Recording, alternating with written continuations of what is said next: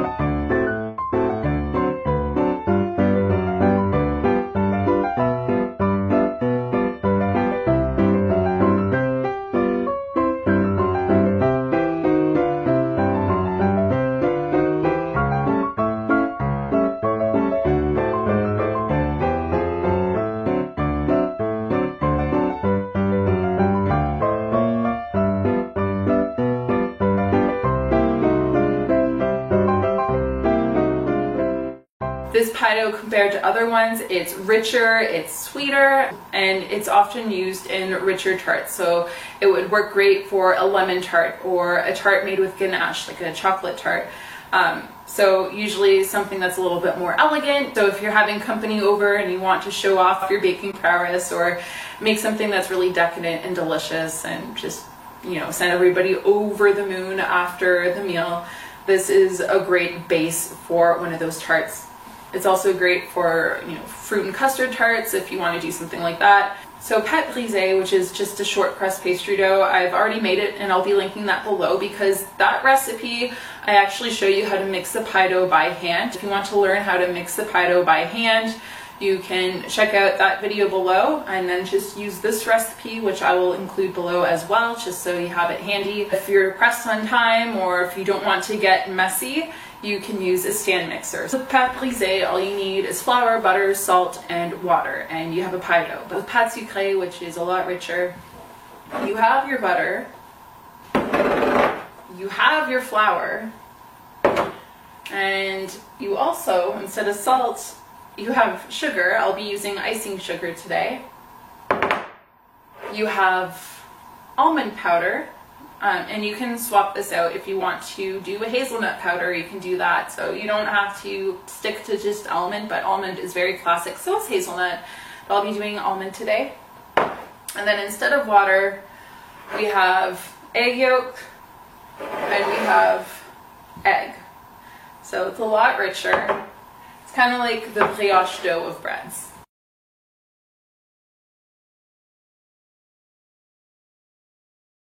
I really hope you enjoyed today's episode, and if you did and you're new here, I hope you will subscribe by hitting that subscribe button and hitting the bell notification so that you never miss an episode of The Kitchen. And if you did enjoy this video, I hope you will hit the like button, leave a comment, and let me know your thoughts or what you'd like to see from me in the kitchen. Another way to help me out is to share this video on social media if you enjoyed it. And speaking of which, you can find me on Facebook and Instagram if you want to see what I'm up to throughout the week. Otherwise, I do put out 2 new videos a week as well as blog posts, so you can find the link to that below. So I will be seeing you real soon. Bye!